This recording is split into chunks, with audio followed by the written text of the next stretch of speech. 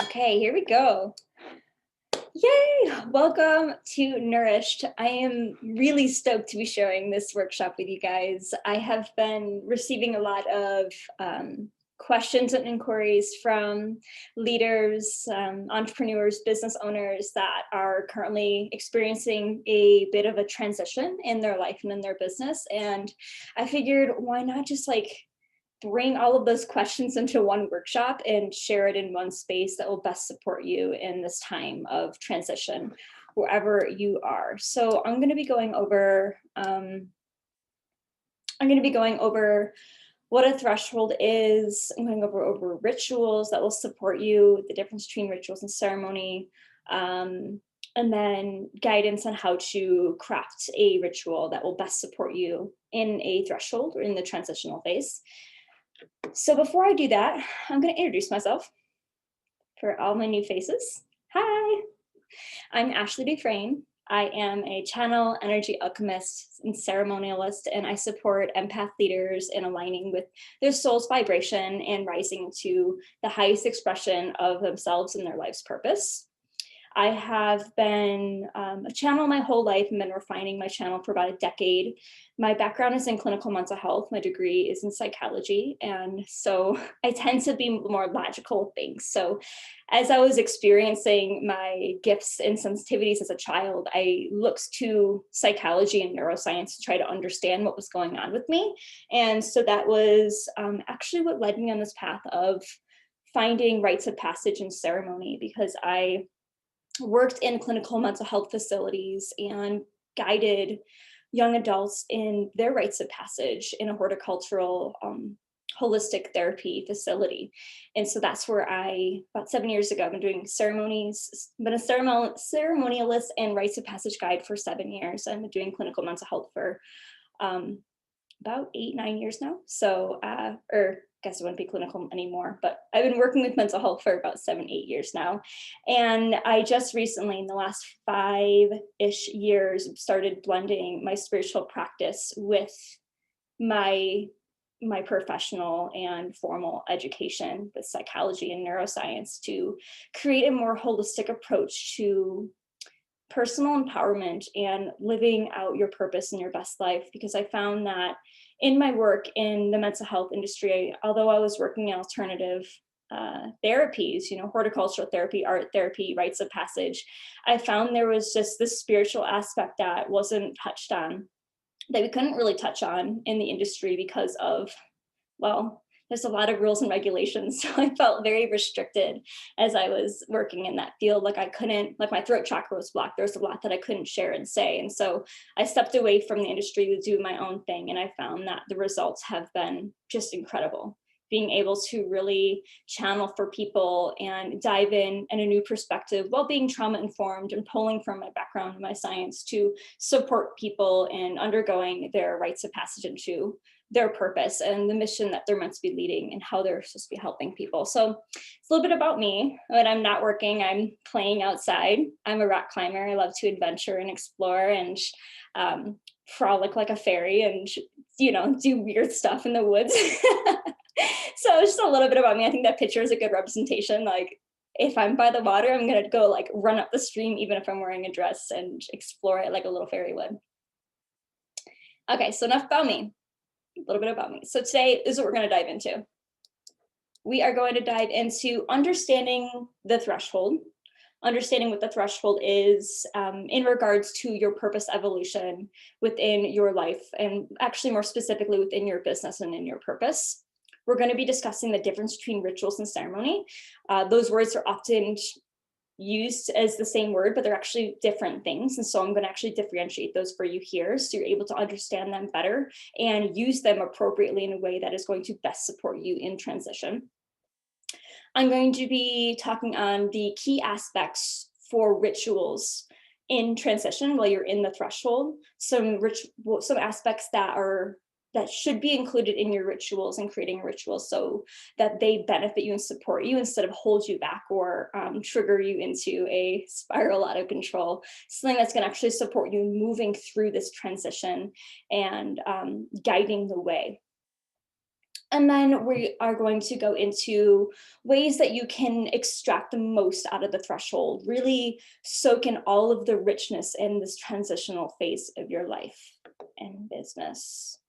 Okay, so before I go on more, I guess anyone else that's going to be joining, I don't think I can see them adding too, so they'll have to just catch the replay, which is okay. Okay. Okay. Let's talk about the threshold.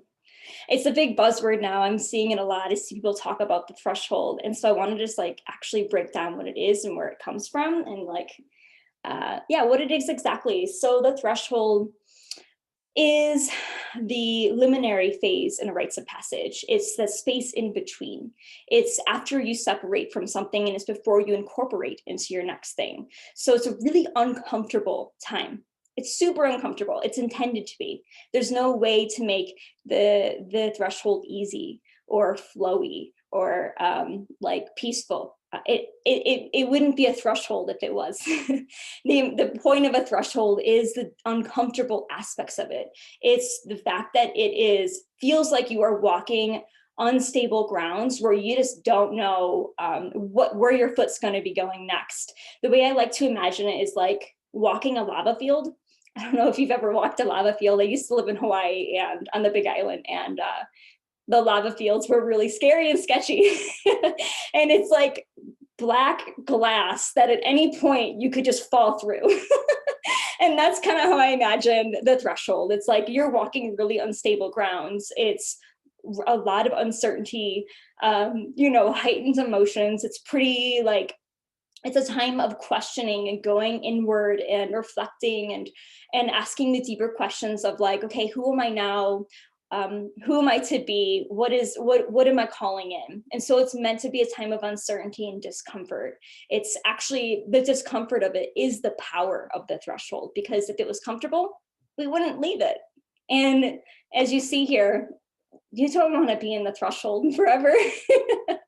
It's not good to be in the threshold forever. So it's meant to be uncomfortable to support you in going deeper and moving you forward, moving you into what's next, into incorporation, into your next phase.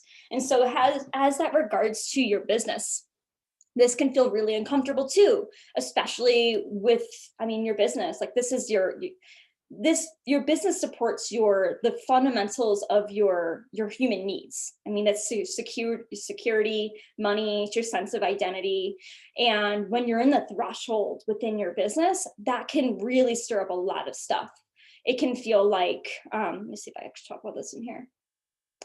Nope. Okay. It can feel like, okay, you feel disconnected from what you've been doing and you feel really uncertain, and then you're kind of freaking out because you're like, oh my God, but what could I possibly doing? I don't know if I want to not do that anymore. Oh my God, but that's been working. Like, should I switch it? Is this a bad strategy? Am I sabotaging? You see all like the questioning that happens and the doubt and so that's what it can feel like. And it could be a really like tumultuous, uncomfortable experience to be within that threshold, but it's important to experience if you ever want to evolve and level up in your business in any way, shape, or form. This threshold is imperative and it's critical to the evolution and your growth. So although it's uncomfortable, it's really a potent and rich time to extract a lot of insight on what's going on within yourself and what's possible for you. Okay, so before I actually go into rituals, I wanted to differentiate the two, the ceremony and rituals, because they are different things. And when you're in transition, I highly recommend that you do hold yourself a ceremony, and I'll explain what a ceremony is to help support you in moving forward. But in this workshop, my intention was to support you with rituals while you're inside the threshold. And so I just wanted to separate those so there's no confusion before we go into it. And so let's do it. Okay, ceremonies. Oh, my favorite thing. So powerful, so potent. Okay, so ceremonies mark transition and reinforce significant changes in your life. It formally supports you in marking closure, emphasis, and new beginnings. It's truly a life-changing event, a ceremony is. And when held right, that's really what's intended for, is to really mark that transition and initiate change. It's a time and space to acknowledge and reflect. It gives you the opportunity to have the space to witness where you were, and really call in what you're stepping into and what's going to be, and honor the experience that you just had, while also like really getting clear and certain and empowered in your steps forward and what you're moving into. And then ceremonies are super important. I have a whole workshop just on ceremonies because of just how important it is, and how upset I am that our society doesn't teach this and it's not like more incorporated in our lives. Because gosh, I think the only ceremonies we really have right now in our society are like weddings and funerals. Like, wow, if your whole life you just have these two ceremonies. Some people don't have weddings, like I'm not getting married. And that means if I didn't understand and know what ceremonies were, that means my next ceremony, next time marked transition, would be when I die. Whoa. And that wouldn't even be for me, it'd be for my family and friends. That's like crazy to think about. So without ceremonies, it's easy to get stuck in that in-between world, that that threshold phase of uncertainty. And we can see that a lot in adults, of that child adult, where they're like haven't quite grounded into who they are, and they kind of are just floating and going with things. Very normal. And unfortunately a product of not having ceremony, not having these distinct moments and times where we mark transition and step into something, and into like who we are or why we're here, like a true rites of passage into our lives. So again, I could talk about ceremony all day. I wanted to keep that really brief. That was a little bit of information for you, but what I wanted to talk about was rituals, and explain to you just the fundamentals, the basics of rituals, so that you have a better understanding of what they are. So when you craft one, you can kind of, with definition, create one that's really going to be supportive for you, and that is going to be defined as a ritual. So rituals are the tools to instill a specific frequency. The recurrent, sacred, and deliberate acts intended to immerse you in the frequency that you would like to make at home in your body. So it's an act that's initiating a specific frequency. And so with that, there's intention of what you're calling into your life and what you are doing. Rituals are also the acts that are performed within a ceremony. So within a ceremony, you might have a severance ritual where you burn things. That's technically the ritual inside of the ceremony. There are elements, little aspects of the ceremony that you can pull from the ceremony and incorporate into your day-to-day to pull back the significance of the transition that you're making. So essentially, they are the repeated acts, powerful tools to sustain desired shifts in your life and to change up the mundane, so that you're able to be a present participant, a creator of your life, instead of just going with the motions. You're actively calling in something more intentional and more divine in your life. So those are rituals. Does anyone have any questions so far about the threshold, ceremony, and rituals, or the difference between ceremony and rituals? Awesome. Cool.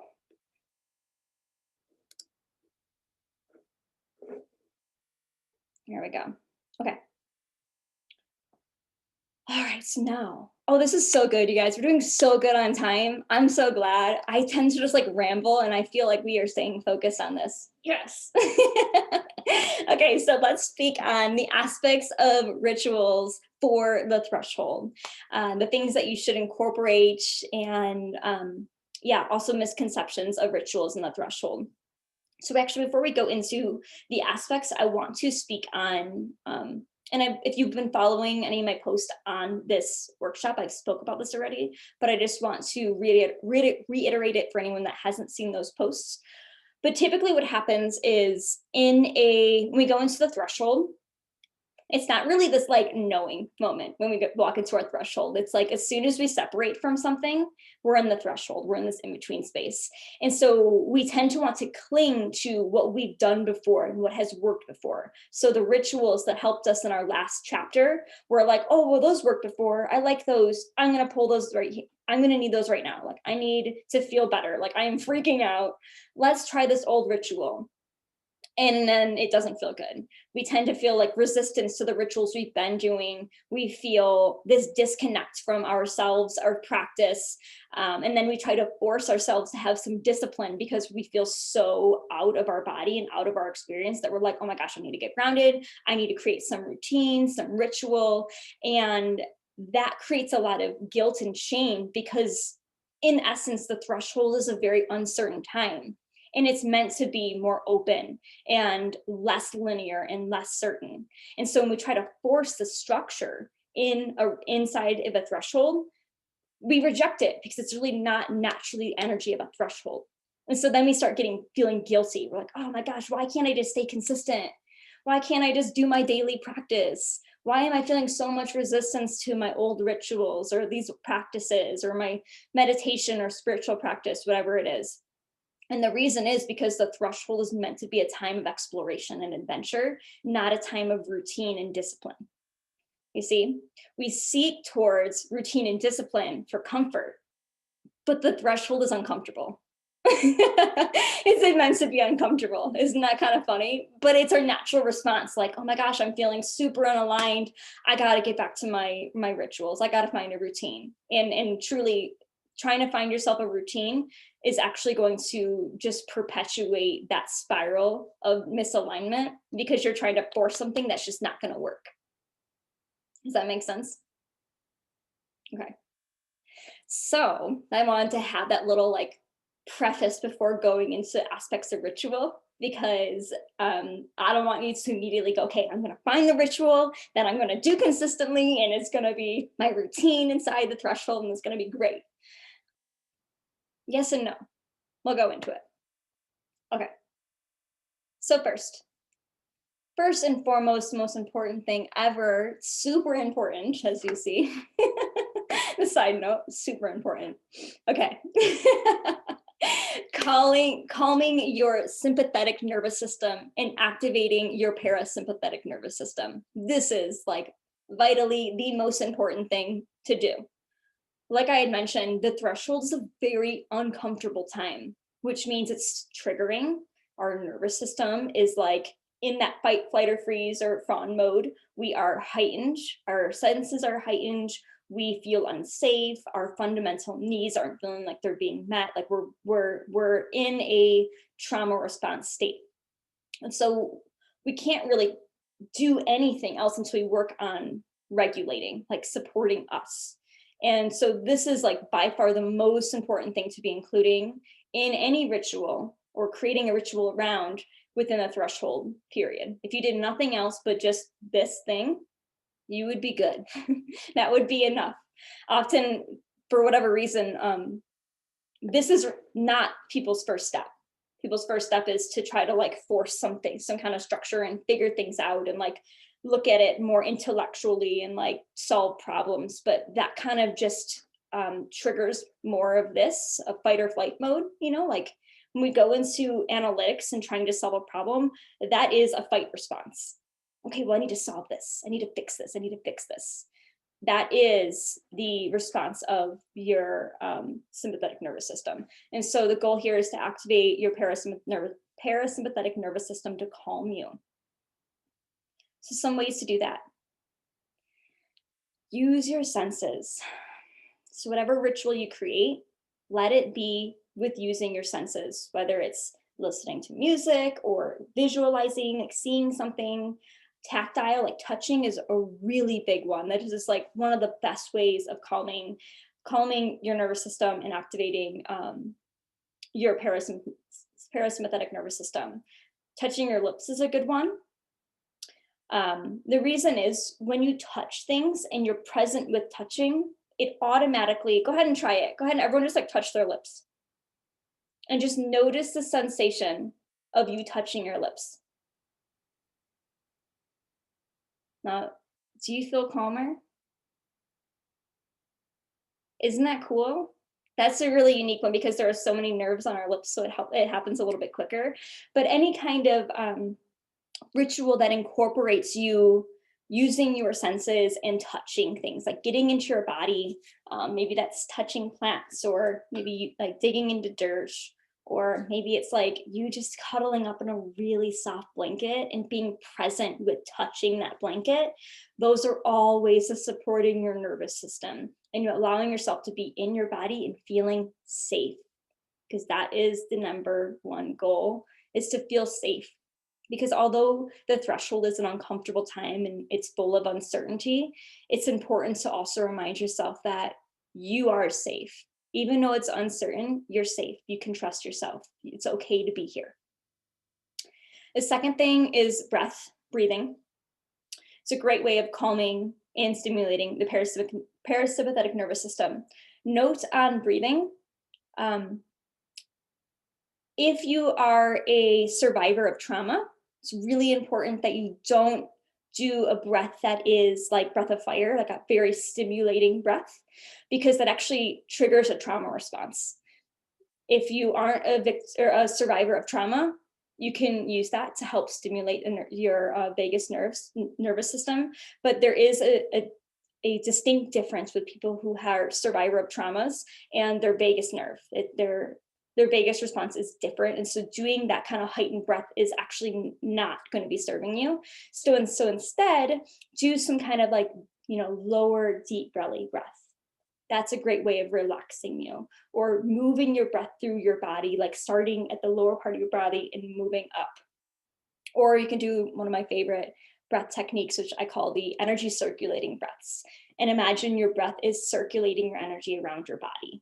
It's a great way of just being present in your body, actually moving your energy, and then being a participant with your breath. And then finally, imagery.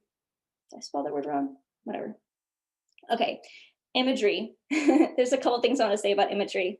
The first thing is when we visualize anything, we're actually using the same part of our brain that we use to recall memories. And so when we visualize something, it's like a really great like hack into manifesting and into like working with the ego, because we're storing whatever we're visualizing in our memory, which makes it easier for the ego to go, oh, I'm not scared of that. That's not unknown. I've seen that before. We can move forward with that. Okay, so that's one thing. Second thing, when we visualize, go into visualizing somewhere relaxing or calming. I practice shamanic healing. And so I use what I call a sacred garden, or a safe space. This is great space to just be in and visualize yourself sitting in that sacred garden, and let it be a place that is relaxing, that promotes ease, that can make you feel safe. That's the whole intention here, is to just allow your nervous system and your physical being to feel safe while you're in the threshold, because we can't really move forward with any kind of other ritual or like self-discovery or questioning until we know that we are safe. Otherwise, we're going to be in such a heightened state and so stuck up here that we're not going to be able to see beyond the surface and go deeper. Okay, so that's the first thing. Okay. Second thing is keep it simple. And I wrote on the side, read it twice if you want more, because so often people want more. And the more simple, the better. The simplicity of it is actually the most supportive, because again, when we're in the threshold, it feels like so much can happen in one single day, that if we were to incorporate some elaborate ritual, it's just one more thing that feels like a lot, like too much. So when we keep it simple, it is less pressure for ourselves to commit to something. It's easier for us to follow through with it. So it doesn't feel like such a big act. It's something that we can look forward to and go, okay, that won't take very long, or I can do that right now, this 5-second act. And then it makes it engageable. So it's easier for you to be an active participant and mindful in the practice while you are engaging in it, while you are practicing it. So What I mean by simple is like literally just touching your lips and setting the intention of like, okay, this is for me to calm and get into my body. That is a ritual. That is a very simple ritual. That's it. So let them be really simple at first, because we don't want to incorporate any kind of like behavioral momentum to go and do a ritual. You know what I mean? Like we want it to be simple enough that you don't need some kind of initiator to get the ball rolling. Like we want it to be the thing that gets the ball rolling, you know? Okay. This is a big one. Don't cling to I could rephrase that, but I'm not going to. Don't cling to routine or discipline.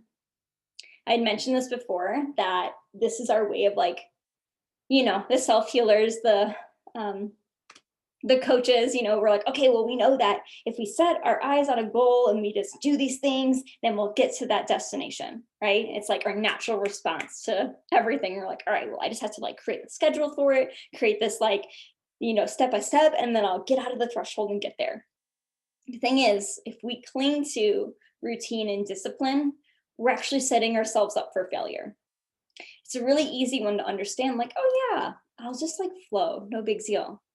But when we're actually in that heightened state, or we're in that threshold and we're experiencing so much uncertainty, that's our first like go-to. Like the ego's like, okay, I know how to help myself. I know how to get out of things. If I just create this thing, then I'll be able to do it. If I'm just consistent and have this discipline, I'll be able to do it. But here's the thing. The surrendering is imperative with the control here, because when we try to create control, we try to create routine and discipline. It's our way of controlling our experience. And when we're in the threshold, it's not a time of trying to control, but instead it's a time of trust and surrender, of opening. So I'm reading what I wrote here, make sure I'm still on track.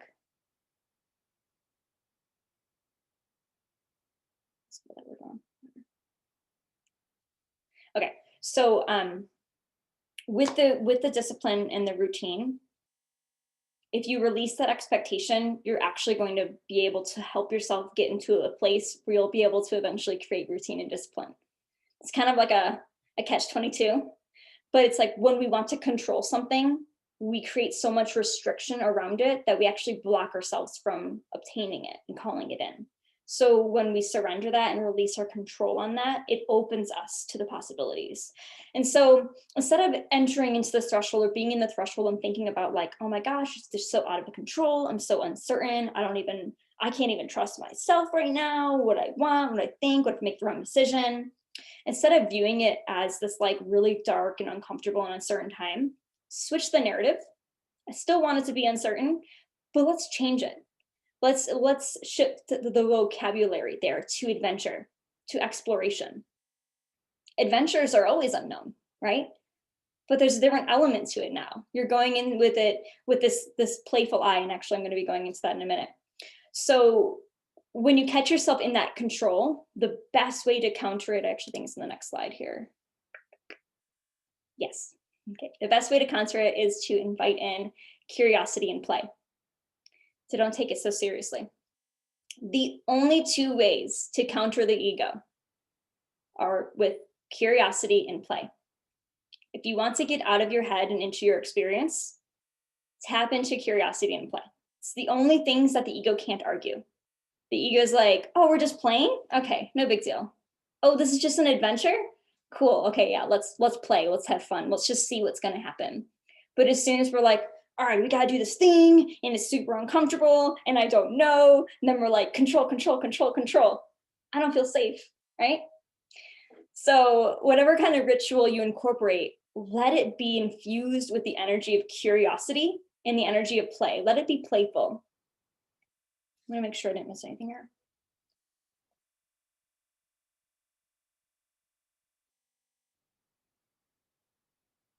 Okay, yeah, no, actually, this is important. I didn't bring this part up. You guys maybe read it, but I'm just going to say it out loud. Okay, so of course, discipline is like the thing that's going to help us move forward. But when we try to cling to it, we won't get to that. So the surrendering is a really big aspect.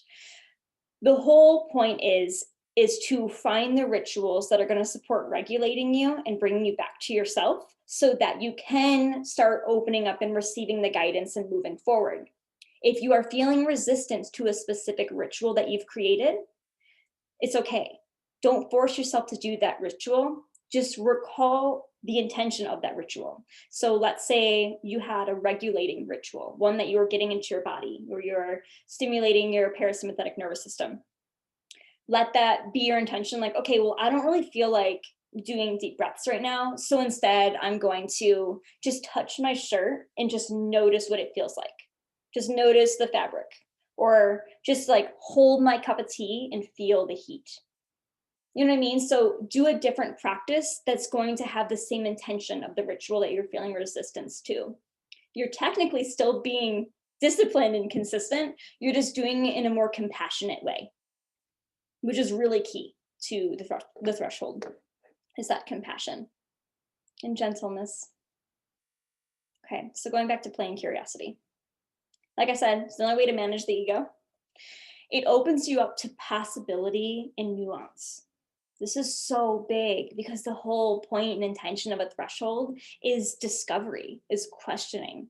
So it really does become an adventure where you can open yourself up beyond what you've seen before and what you have experienced before, AKA pulling from the ego.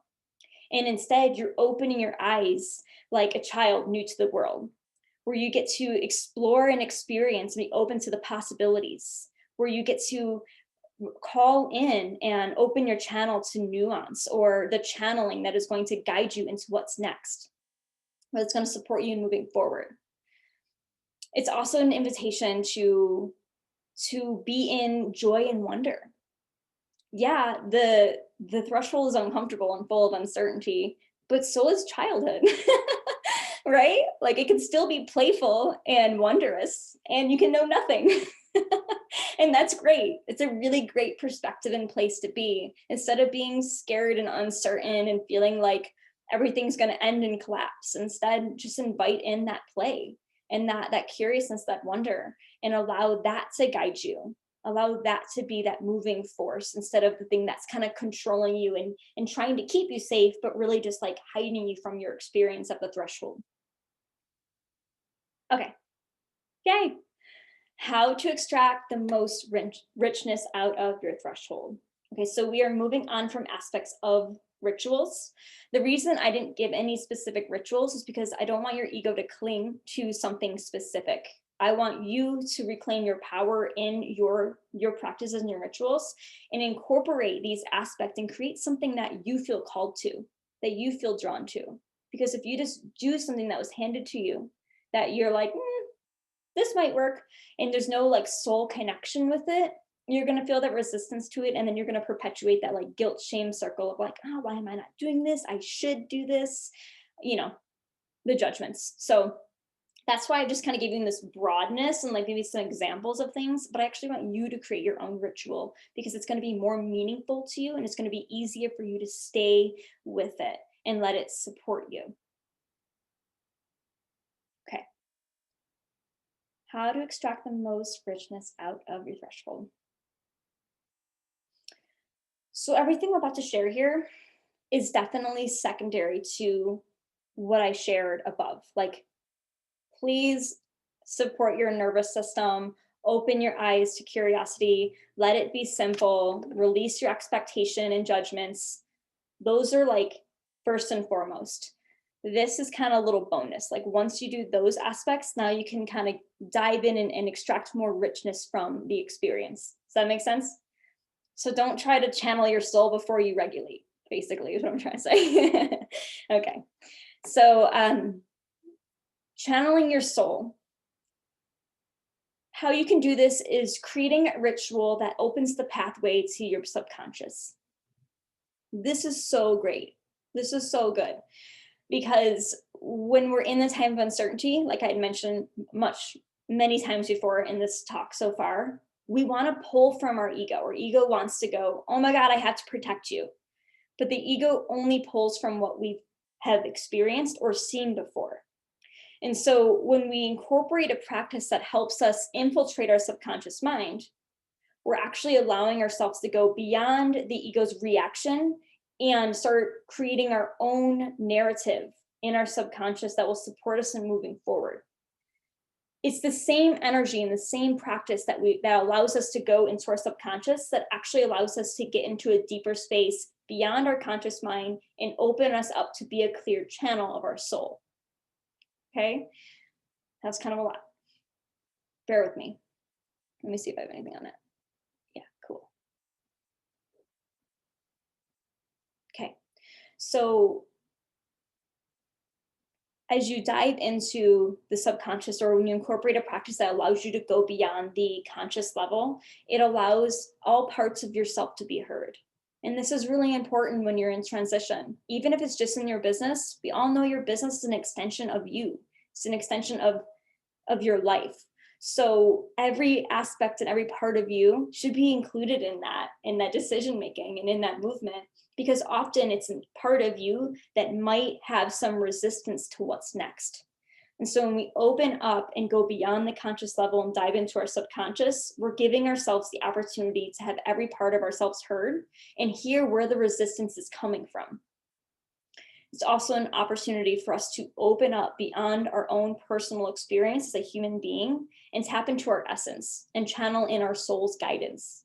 So our soul can lead us so that we can lean in ourselves and not have to look outside of ourselves for answers. So we can regain our confidence and trust in ourselves and our ability. It's also the quickest way to move through the threshold. Again, I put the quotes around the quickest because we want to control the length of our threshold. We all do, and there's no exceptions there. We all do it, and we can't control that. Again, our ego controls, our soul opens to expansion and trusts the process. And so when I say it's the quickest way through, it's because you're allowing yourself to go beyond the conscious level, and you're able to really witness the resistance as well as receive the guidance that's going to best support you in moving forward. So getting clarity on the resistance that's holding you back and channeling in the guidance that will help guide you forward, which then creates technically the quickest. If we were to say quickest of any kind. Okay.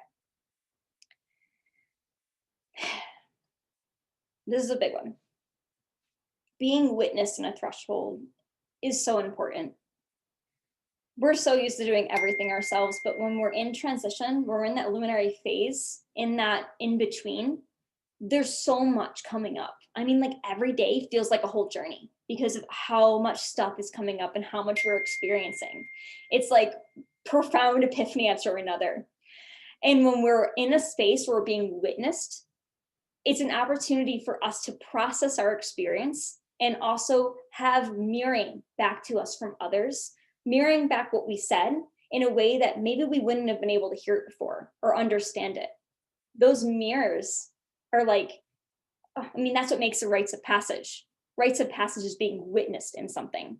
You can't do a rites of passage alone. It's the witnessing of an experience, which means while you're in a threshold, it's really important that you're witnessed in this process for your sake of processing, as well as in your sake of being seen in that and being witnessed in your growth and what's coming up, and to get feedback from other people who are watching you in this process and can reflect back to you the things they've been seeing in it.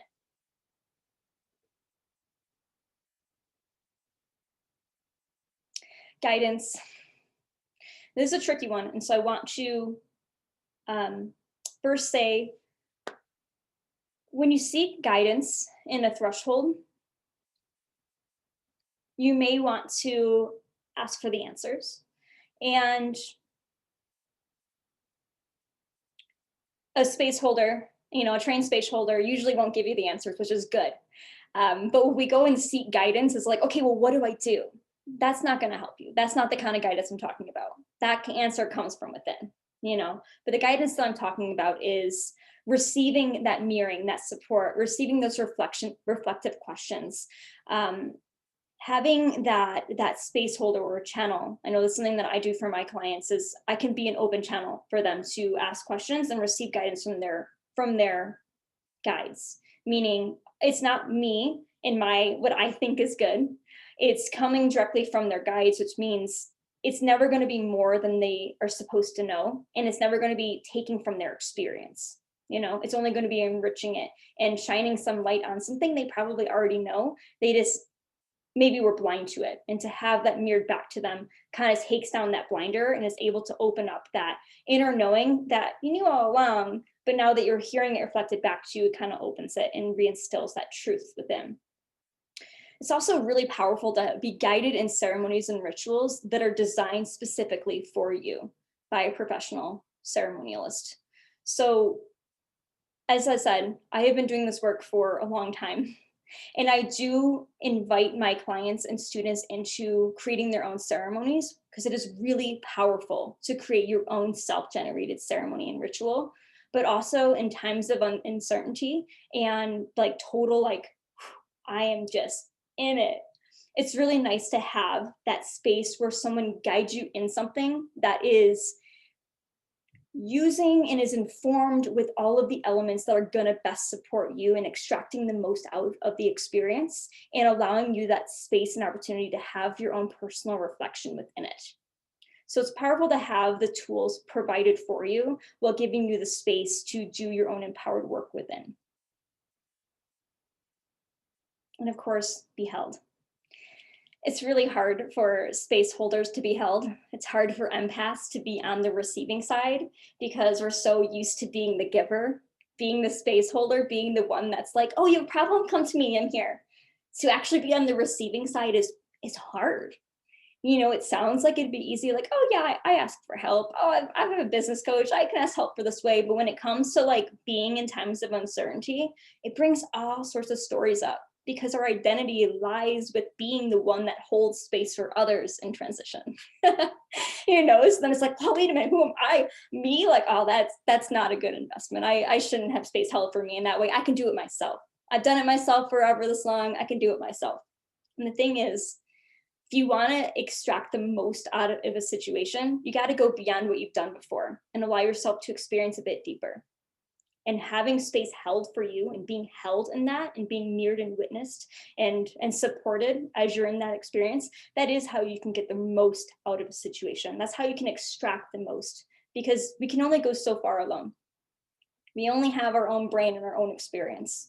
But when we're in a space and we're with a professional space holder, we're mirroring back, there's so much more possibility that can come up for you and be reflected back to you. And then finally, accountability. And this comes right back to community. Having a community that are going on a journey with you is really powerful because it supports you in realigning with the energy of your intention. It anchors you back into the present moment of the intention of why you're in this threshold in the first place. It anchors you into the present moment and supports you in staying on track because we've all been there. The ego is so convincing of why we should be doing other things or distracting ourselves with other stuff or like just doing something else in our business that's easy to do that will help bring you somewhere, but like isn't addressing this main point of like this threshold. And so when you have the accountability of a community while you're in a threshold that's in it with you, it brings you back to center. It brings you back to your intention and it helps the ego go, oh, I'm seeing what I'm doing. I'm trying to pull myself off here. And this is anchoring me back here. Again, this is, I guess, would say the quickest way because we don't have those spirals off into other things, Gosh, I can't tell you guys how many times I've been in the threshold and I'm like, oh, but this is it. I'm totally going to go over here. And then I'm like, shoot, I did it again. I got to come back to the point here. Having that accountability of like, okay, where are you at on your journey? How's it going here?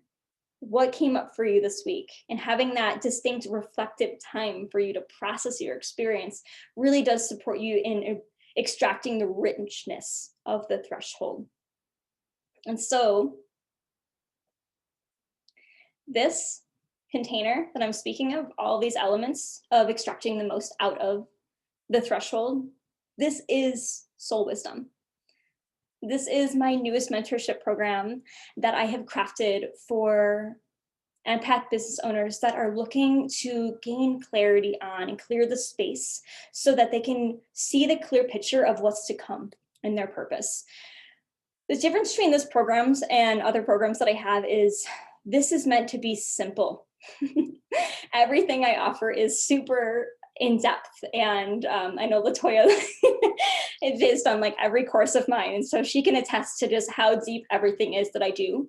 But the point of this program is for it to be simple and direct and to the point and be very gentle, because when we're in a threshold, that's what we need. We need that gentleness. We need that safe space, and we need the rituals and the support that are going to help navigate us through it and give us the space to reflect and empower us in this transition. And so everything that I talked about of enriching your journey, I incorporated those aspects in this container. So this is for a specific person. It's not for everyone. It is for empath leaders and business owners, those that are currently feeling stuck or energetically drained, that feels that they are stepping into a new level in their business or purpose, who are craving more out of life and just don't have the time to do a whole big thing, like go through a whole journey. Like you got a whole business to run, a whole life to experience, and to think about adding one more thing to your plate seems like a lot. And so this space isn't meant to be like a, here's another 4 hours of your week to go to something. It's meant to be this rejuvenating space to actually replenish your energy so you're able to continue doing your life's work, but also have time for the sacredness that you're in, the sacred pause. It is a sacred safe space to work on the fundamental pieces of you and your business so you can find peace within yourself as you're undergoing this transition. It's also for those that are seeking a container of other sensitive, intuitive, purpose-driven empaths to hold a specific frequency of them for them as they undergo this experience, to have that space, and to not do this alone, but to be a part of a community. And yeah, for those that want to play with rituals that will have life-changing effects.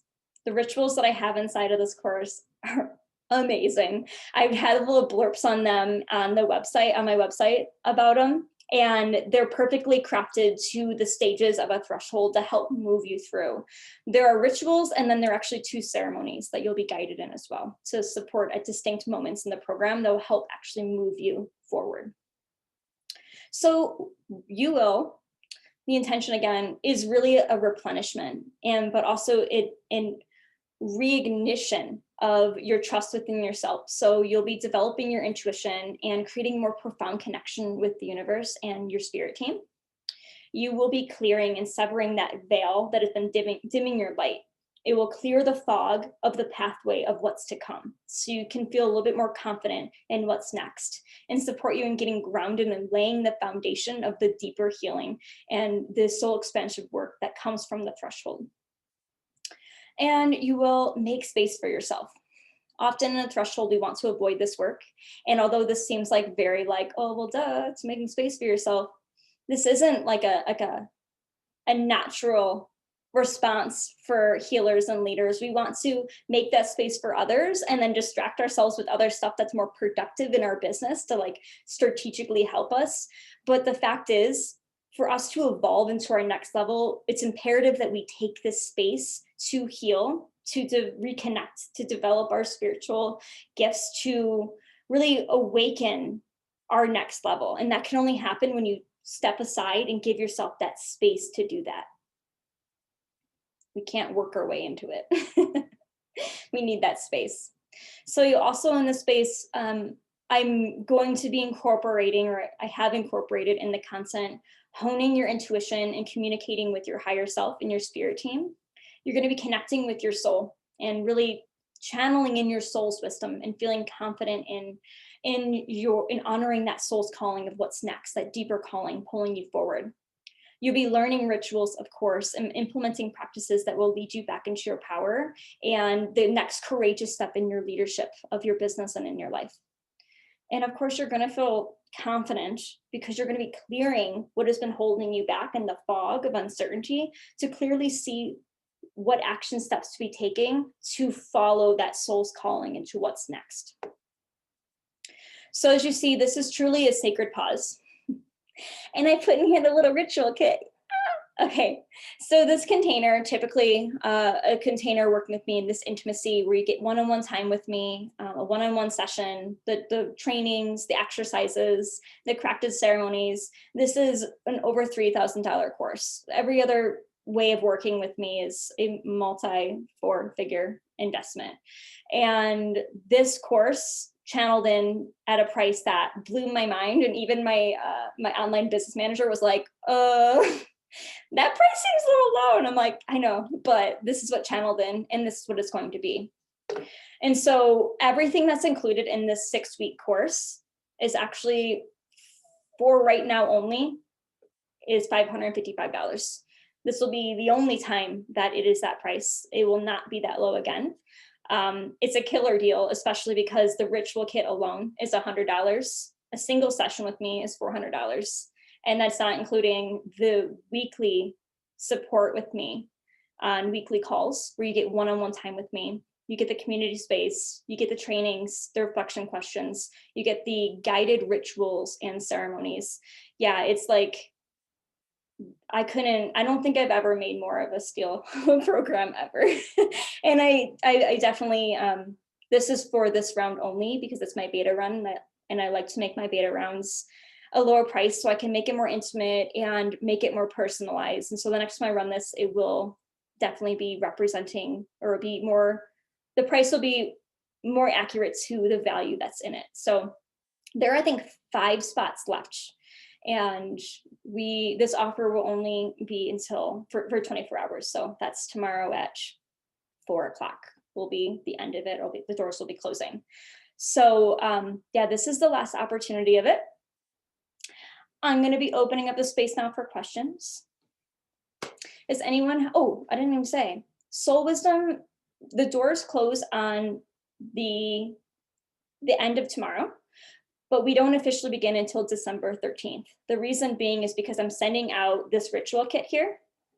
This is a intuitive channel activation tea, anointing oil, actually from Latoya, a fairy essence here from Fairy Essence, the flower essence from Fairy Essence here, and then 2 bath brews that are for ceremonies.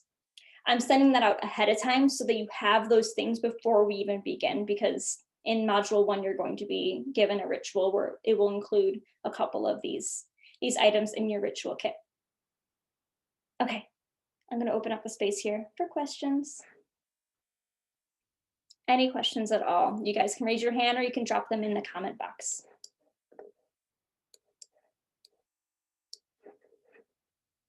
Actually, going to stop sharing too. Okay. Hi.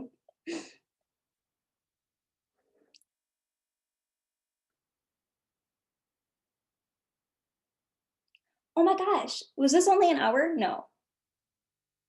Oh my gosh, this is the shortest workshop I've ever done, guys. This is a huge moment.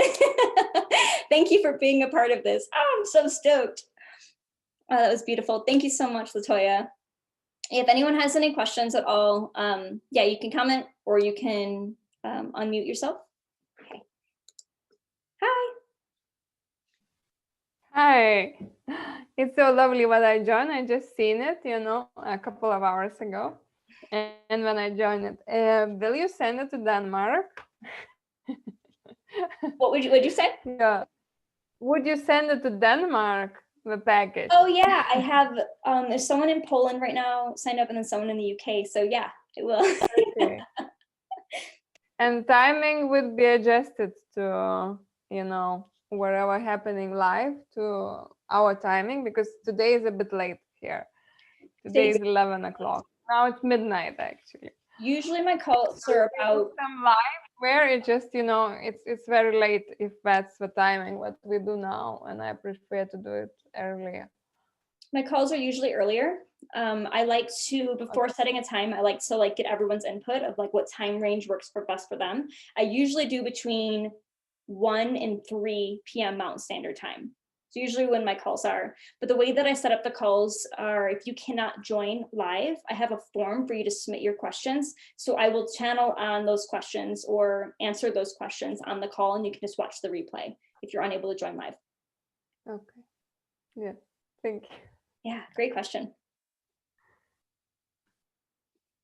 No questions. You explained everything well. Sounds wonderful. Yay, awesome. Thank you so much. Okay, oh, I'm gonna drop the link here. If you wanna, like, if you're more of a reader than a hearer. I learn better from hearing, but I know that some people learn better from reading. And so here's the link if you wanted to just check it out. There's way more information on that page. I have the module breakdown in there, more explanation of what to expect inside, as well as details in the ritual kit. So if you wanted to check that out, feel free and yeah, tap that link and look. But if anything comes up, if your soul's like, yes, I totally want one of those 5 spots, you can follow that link and you can actually proceed there, or you can email me. I sent an email to all of you welcoming into this workshop, so you can just reply to one of those emails and I'll be happy to answer any personal questions you have, as well as set you up if you want to join inside this container. Well, thank you everyone so much for being here. This was so great to connect with all of you and share this with you. I'm sending you all so much love.